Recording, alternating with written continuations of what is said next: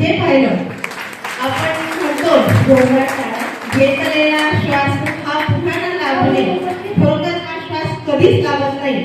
आणि म्हणतात की मला ते आमचे बंधू निलेश काठोड यांनी मोटिवेट केलं की तुम्ही इथे जा, खूप जणांनी सांगितलं. आणि त्यात सगळ्यात महत्त्वाची गोष्ट, जेव्हा बाळ जन्माला येतं त्याचा तो पुनर्जन्म असतो, तसाच माझा हा पुनर्जन्म झाला.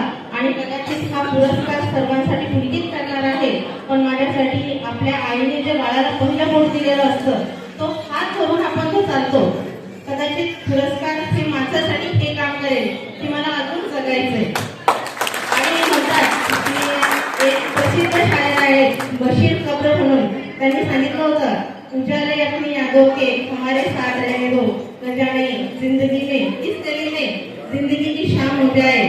तर ही शाम आपल्याला कधीच होऊ द्यायची नसते, कारण मरणाच्या दाराला ठोकर मारून आपण उभं राहायचं असतं. धन्यवाद.